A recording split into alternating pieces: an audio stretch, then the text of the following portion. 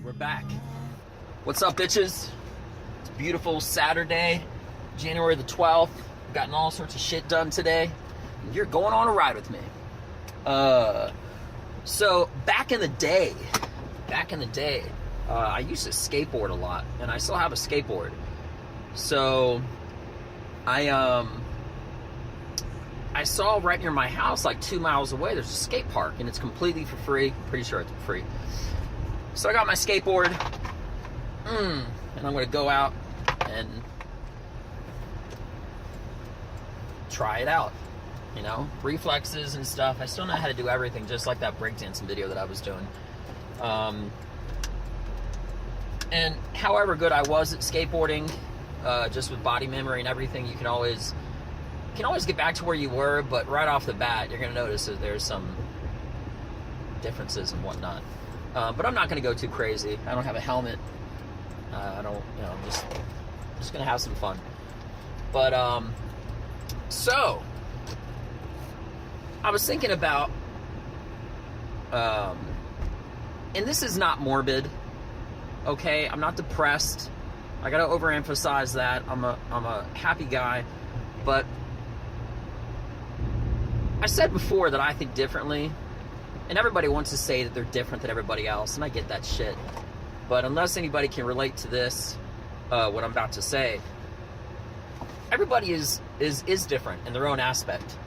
But for me, I can only say I'm different based off of how I see other people and how I hear other people think and the decisions that they make and how they do that. So first off, like, I think most people, in my opinion, I make a lot of videos about getting off your fucking ass and not procrastinating and getting your shit done. And the reason why is because everybody thinks forward. Everybody usually thinks about how much time they have in life. Me, you know that thing that people say where it was like they live their whole life and like 50 years later or whatever, you know, somebody might get some sort of a horrible, something might happen to where like the doctor says, you know, you got 6 months to live, and all of a sudden they are living their life that like they never lived ever before. So, not being morbid, but talking about death just for a second, what I'm getting at is that, you know, I'm a Christian, not pushing anything on anybody, but I'm still alive, and I don't think as far as how much time I have, I think as far as how much time I don't have, and I don't have a clue how long that is. And because that, you know, with that being mentioned, I live every single day not in the complete dire circumstance of being panicked, but I do live literally every single day as though it were my last. And again, I'm not saying that in like a depressing way or anything, but I look at about, I used to go to bed around like 10. I get about like between 5 and 6 hours of rest per night. But I look at 10 o'clock at night, like from when I start my morning, as far as like, not necessarily that's when I would no longer be alive. And I know people are saying, what the fuck is this guy talking about? But what I am saying is that as though 10 o'clock, it's like kind of like Cinderella, you know? Like when everything changes, because I'm going to bed. And I'm not going to get anything really accomplished depending on how much creativity and how much I can maybe soak up in some dreams. And I count that as like life too, and living and where part of your creativity and ideas come from. But what I'm getting at is that I look at every single day, you know, think about where you are right now, whatever problems you have in life. Now think about 1,000 years from now. If you're not alive 1,000 years from now, and you compare it to the problem that you have right now, it's really not that big of a fucking problem. Usually. All the problems that people find in life, they're usually not actual fucking problems. They're just small things because people have a way of finding problems when they don't exist, or amplifying and magnifying and making them bigger. So then all of a sudden, all that shit, all those illusions of problems actually goes away pretty damn quick. I'm already here at the skate park. Told you it was quick. 4.5 minutes away. And what if somebody told you you only had one day to live? Well, then all of a sudden you'd be like that guy who had 6 months, and you would be so much more ambitious. You would be so much more genuine. The wine would taste sweeter. The food would taste better, and absolutely every single thing like that. And that is honestly how I live my life, because I'm not terrified to go to bed by any means, but before I go to bed every single night, it does cross, and I do think about it. Not necessarily about not being alive, but about how much more I could have got done. Because the truth is, nobody knows how long they're going to be alive. Look at this beautiful skate park. And I know this is kind of like taking a weird turn, but what I'm trying to say is, if you can take something positive from what I'm saying and maybe apply it to yourself, that's great. And I'm not trying to have anybody apply to it. I'm just making another one of my videos. Now, I haven't been doing comedy for like the last 2 weeks, circumstantially. Holidays and Christmas, and then national championships of some sport that I don't give a shit about. But I've been doing absolutely everything as possible, because I don't believe in time off. I don't believe in breaks. I don't believe in days off, especially when it comes to your passions in life. Those creativities. Creative and activities. It's a word I made. Creativities. I said it in another video, but it's true. Put the car in park. So the last 2 weeks, I've been on fire, waiting to go on stage, thinking about new stuff, rehearsing, tightening stuff up, saying jokes every single place I can, anywhere between 30 seconds to 5 minutes, depending on who would listen. And I always make the world my stage. And what I mean by that is I always try to get more stage time by saying it off the cuff at random people that aren't really suspecting it. Perfect scenario where you're always going to have somebody's full attention, or for the most part, and they can still listen to you, is like at a gym as you're checking in, or as you're leaving. You can get out like a few jokes and stuff like that, and there's so many different angles and ways that you can actually do that. So that's something that I have been focusing on solely while I haven't been on stage. But that's something that even when I go on stage, I still do. Not even year-round, life-round. I've always done that, and I'm still doing it. I got so much stuff and I want to talk about, and I'm so excited, and I'm so motivated. But the great thing about life and your passions is that, of course, ideally, if you can get paid to do what you love, you're not really working. You're just doing what you love, and you're getting paid, and that's the goal for comedy, of course. But I do have other stuff like acting and writing and stuff. By the way, again, shout out to Brian Rosenheim, the guy who's writing my script. Well, I already wrote it. I meant to say editing. Out in Los Angeles. Heck of a guy, really nice, super funny. But part of what, in my opinion, brings together all of your jokes and all of your stories and all of who you are, your soul at your core, is always doing those things that make you happy. Now, me personally, because the day job that I do, I'm not passionate about. I'm appreciative of it. I'm thankful for it. But I don't care at all about it. And I'm not saying that in a reckless way. What I'm saying is, my day starts before I go to work. It pauses, kind of, basically, while I'm at work. And it doesn't continue until after work. Because I'm not doing something that I'm passionate about. I don't ever start my morning looking forward to going to work. I don't. You know, somebody told me the other day they like their job because they like to, they get to stay home a lot. And they get to just wear sweatpants and have TV on while they're doing IT work. And I said, so do you like IT work? Or do you like, I said, let me ask you a question. If you had to like, if you could wear sweatpants, you know, or have a TV on at your house, at your actual building, would you like it? And he said, no. I said, it sounds like you just like staying home then and wearing sweatpants and not working, and that brings you a little bit closer to more what you like. You see, in my opinion, people cross the streams too much as far as what they like.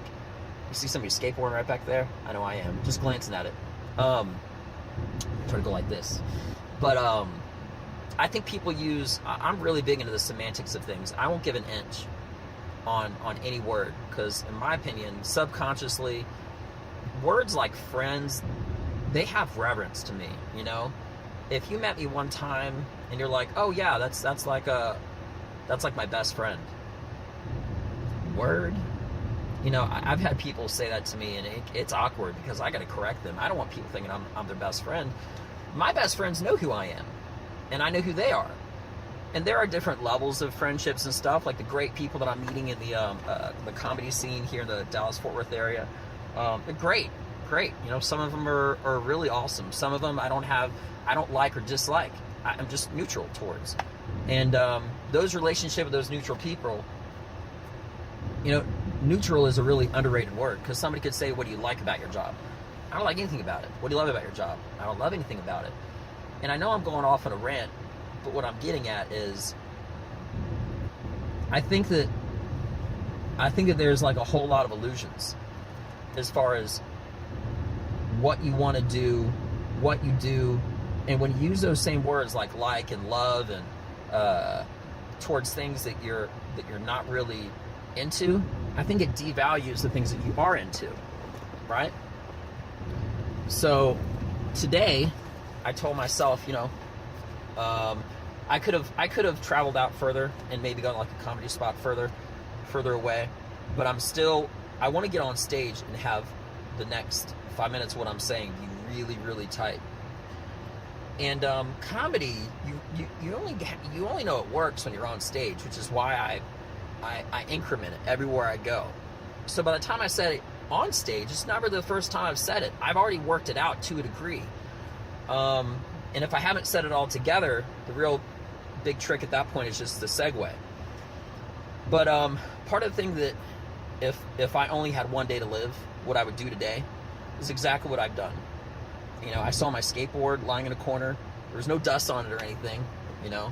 There's not really dust in my house. I mean, I guess periodically, but whatever. And I got my bow. I got my compound bow. Oh, it's not even back here. It's in the trunk. Oh, is it? Oh, no, it is here. Yeah, see? I almost freaked the fuck out. I'm like, man, I leave it outside? Better not. It's $1,000+ I would do absolutely everything that I've been doing today. And I think it's really important to always live every single day as though you don't have a tomorrow, but not in a morbid aspect. So, for example, when I tell my wife I love her, I really mean it. You know, I think because life is such a frail thing, the people don't, you know, I tell my wife how much I love her and good night at the end of the night. I really mean that, and I say it like it's the last time I'm ever going to say it. And that's not like a weepy thing to say. You understand? But I do say it genuinely. Now, I don't have kids, but if you can relate the amount of love that you have if you have kids, every single time, it's a weird thing because people love their kids more than they love their wives. They do, truthfully. I mean, Joe Rogan has this really funny joke where he was talking about there were 2 bananas left, and there is a perfectly good, bright yellow organic banana, and right beside it there's like a slightly older regular banana because his wife doesn't like the organic ones or whatever, and it's like a little mushy and brown. It's almost completely gone. So there are 2 bananas, and he picked up one, and he picked up the good banana. His daughter said to him, hey, could I have a banana? And he looked at what was left, and he gave her the good banana. And Joe Rogan was saying that it's a funny thing about how much you love your kids compared to how much you love everybody else, including your wife. Because if my wife asked me for a banana, that bitch would get that old banana. You know? So, yeah, part of what's great about comedy and the truth and the art and all that stuff is that you're 100% vulnerable, you're 100% alive, you're 100% on fire, you're 100% doing great. And the ability to bring that life and joy and everything into other people's lives, if they're having a shitty day or a good day, laughter is always a good thing. So, you know, the world definitely needs more of it. But yeah, I'm really thankful, and I'm really happy, and I'm really motivated. And on my way to the skate park, I knew that I wanted to do a quick video, give a shout out to everybody, and maybe think what I said, maybe don't. But you can't change the fact that if you did have 6 months to live, again, getting away from the morbid part, how much better everything. If you're constantly thinking about the end, that's a bad thing, right? But it's a simple concept. And sometimes on these videos, if it's something funny, I'll talk about it or whatever. Or if it's just like my inner thoughts, I kind of bring it out. Not just for me, and that's what these videos are for, but so maybe somebody can understand me better and how I think and the way I feel. I'm telling you what, being my friend is a challenge. I interrupt people all the time. I talk too much. I ramble on. I have tons of defects, but I start every single day as though it is going to be the worst day ever with okay, everything that could possibly go wrong. And when my work ethic comes in, I work to overcome all of that. And by the end of the day, like, I basically, in my opinion, I only feel like I'm progressing if I'm below zero. Because the truth is that everybody starts a day to neutral. But imagine if you wanted to make progress and you were like, let's just say there were just simple numbers. You were like -10. You're behind 10 things that you didn't do yesterday. Well, if you do 20, in all reality, you're going to get 20 done, but you're going to have to shoot through that ground zero. You kind of understand what I'm saying? Probably lost you on that one. It makes sense to me. But the outcome of everything that I have is bad. And I'm not a pessimist by any means.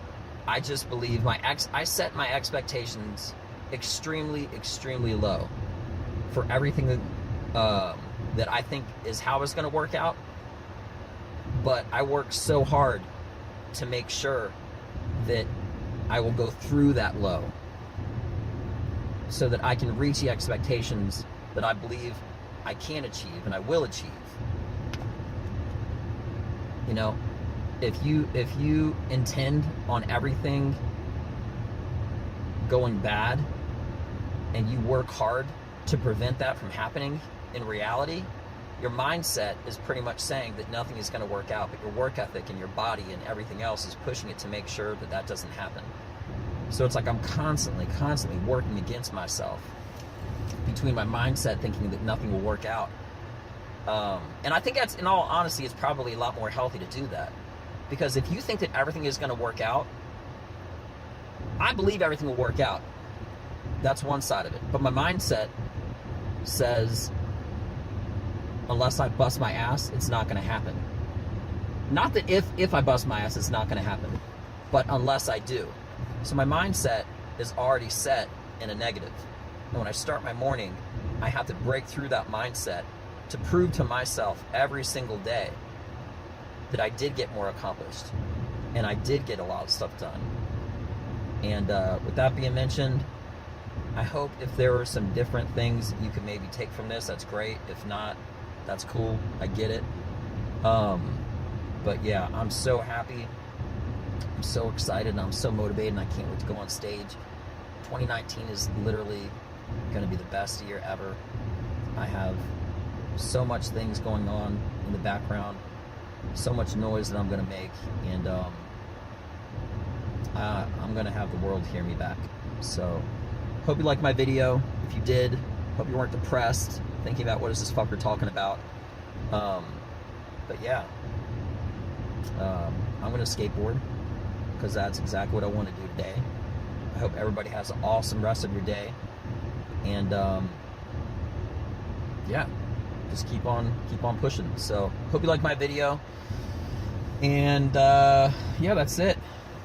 If this is on YouTube, which it always is as well, you can hit like to that button over there, and if not, I wish there was a dislike, but they don't really have that in Facebook. I'm pretty sure they don't. They should. But yeah, feel free to leave a comment and everything, and I think that's it. I'll take my skateboard and go try it out. Might even put some videos up on Instagram. Instagram, Benja Welldone, Benja, Welldone, Welldone. Just a different way of saying my name because everyone always messes the way it's pronounced up. And YouTube, Benja Welldone Comedy. Have a great day. I'm gonna go skateboard now. I'm out. Peace. Holla!